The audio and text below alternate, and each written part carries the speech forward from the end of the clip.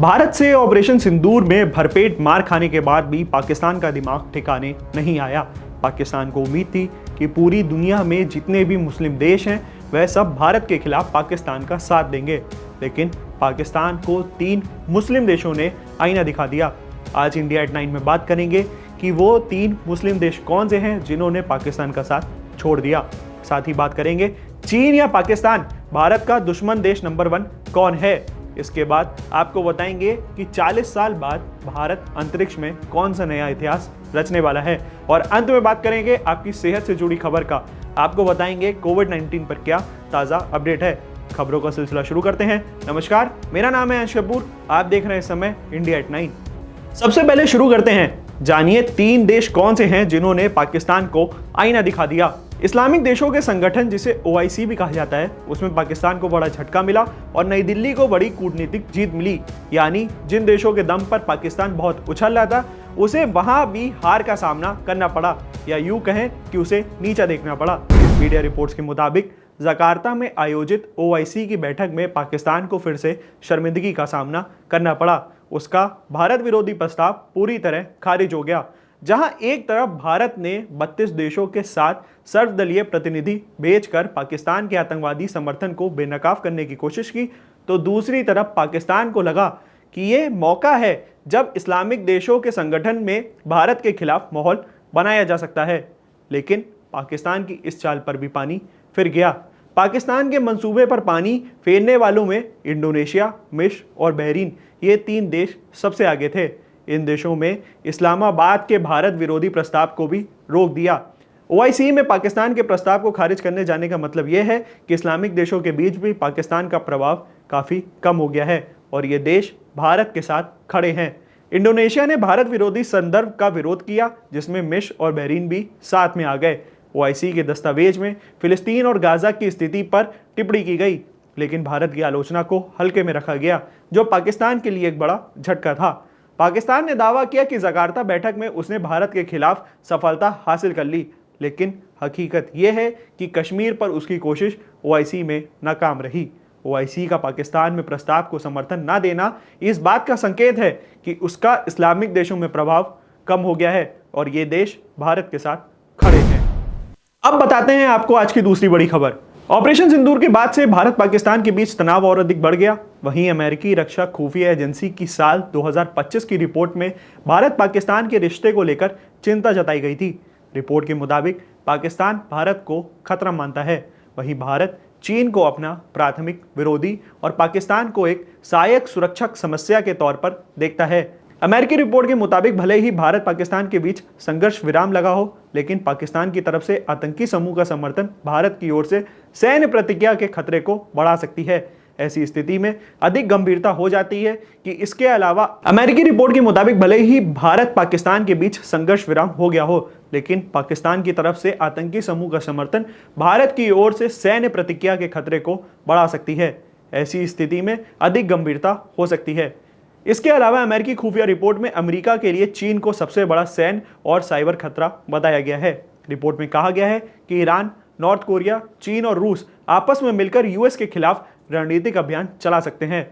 Report में पाकिस्तान की सैन्य स्थिति और चीन से मिलने वाले सहयोग के बारे में भी बताया गया है। इसमें बताया गया है कि पाकिस्तान न्यूक्लियर आर्सेनल को मोनेटाइज कर सकता है। वह चीन से आर्थिक और सैन्य सहायता भी ले रहा है। भारत के लिए चीन पाकिस्तान की दोस्ती चिंता का विषय है, क्योंकि इससे क्षेत्रीय शक्ति संतुलन से प्रभाव पड़ सकता है।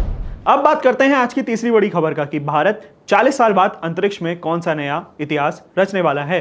भारत के अंतरिक्ष यात्री शुभांशु शुक्ला नया इतिहास रचने की ओर हैं। शुभांशु 8 जून को अंतर्राष्ट्रीय अंतरिक्ष स्टेशन के लिए उड़ान भरेंगे। इसके लिए उन्हें सोमवार को ही क्वारंटीन में भेज दिया गया। यह 40 साल बाद एक ऐसा मौका होगा जब भारत अंतरिक्ष में नया इतिहास रचेगा। भारत की तरफ से इसरो ने शुभांशु को ISS का हिस्सा बनाने के लिए 550 करोड़ रुपए खर्च किए। वो 2 हफ्ते तक स्टेशन पर रहकर तमाम रिसर्च का काम करेंगे। ये अंतरिक्ष मिशन भारत को अमेरिका, चीन और रूस जैसे देशों की श्रेणी में ले आएगा।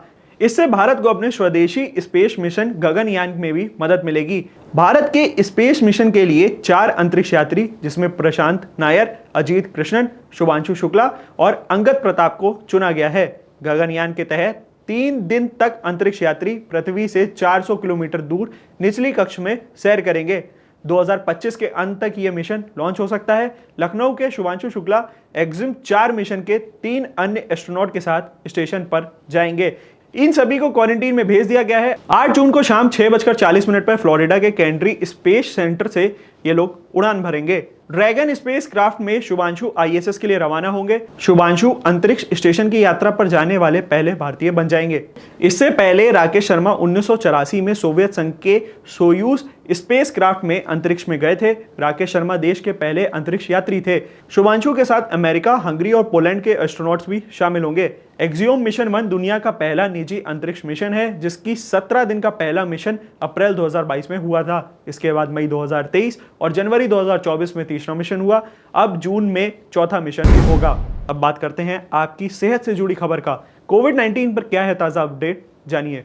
कोरोना या कोविड-19 ने एक बार फिर से देश के सामने अपने पैर पसारना शुरू कर दिया है। पिछले कुछ दिनों में जिस तरह कोरोना के केसेस सामने आ रहे हैं, उससे एक बार फिर कोविड-19 से डर लगने लगा है। देश के कई राज्यों में कोविड के केसेस सामने आ रहे हैं। लगातार कोरोना के मामले में इजाफा भी देखने को मिल रहा है। इसी बीच अब कोरोना ने उत्तर प्रदेश के नोएडा और गाजियाबाद में भी दस्तक देना शुरू कर दिया।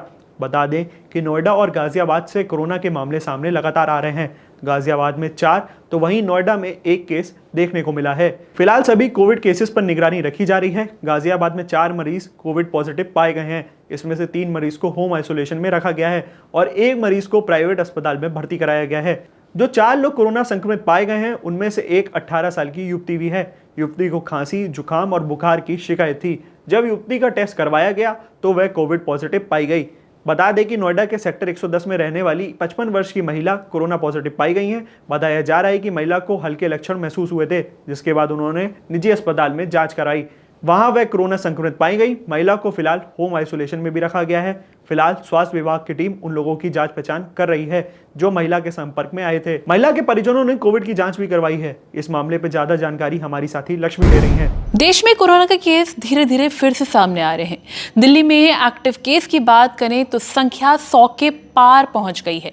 पिछले हफ्ते राजधानी में कोविड-19 के 99 नए मामले सामने आए। हालांकि राहत की बात यह है कि सभी मरीजों में लक्षण हल्के हैं और किसी को अस्पताल में भर्ती करने की जरूरत नहीं पड़ी है। वहीं दिल्ली में एक्टिव केस की बात करें तो कुल 104 मामले सामने आए हैं और पिछले 7 दिनों में नए केस 99 सामने आए हैं। हॉस्पिटल में मरीजों को एडमिट करने की बात करें तो अभी तक फिलहाल ऐसा कोई मामला सामने नहीं आया है। वहीं वैक्सीनेशन कवर की बात करें तो 90% प्लस आबादी को वैक्सीन लगी है। सिर्फ दिल्ली ही नहीं, चीन, ताइवान और सिंगापुर जैसे देशों में भी केस बढ़े हैं। सवाल उठता है कि नए वेरिएंट आते कैसे हैं। तो देखिए, वेरिएंट 3 प्रकार के होते हैं। वेरिएंट ऑफ इंटरेस्ट, चिंता का वेरिएंट और हाई जोखिम वाला वेरिएंट। कोरोना वायरस में नए वेरिएंट बनाने की क्षमता नहीं है, लेकिन कोविड-19 बार बार अलग अलग वेरिएंट बनाता रहता है। जब भी कोई वायरस किसी ह्यूमन सेल्स को संक्रमित करती है तो ये म्यूटेट होना शुरू हो जाता है, जिससे उसकी अनुवांशिक संरचना में मिस्टेक होना शुरू हो जाती है, जिसके रिजल्ट में संभावित रूप नया वेरिएंट पैदा हो सकता है। इनमें से कुछ म्यूटेशन वायरस को गंभीर बनाने से रोक सकते हैं, जबकि कुछ इसके जोखिम को भी बढ़ा सकते। तो फिलहाल घबराने की जरूरत नहीं है, लेकिन साफ है कि सावधानी अभी भी जरूरी है। अगर आपको बुखार, खांसी या थकान जैसे लक्षण दिखे तो टेस्ट जरूर कराएं, मास्क पहने, भीड़ से बचें और हेल्थ अपडेट्स पर नजर रखें। तमाम ऐसी वीडियोस के लिए बने रहिए हमारे साथ, देखते रहिए India.com। Thank you for watching.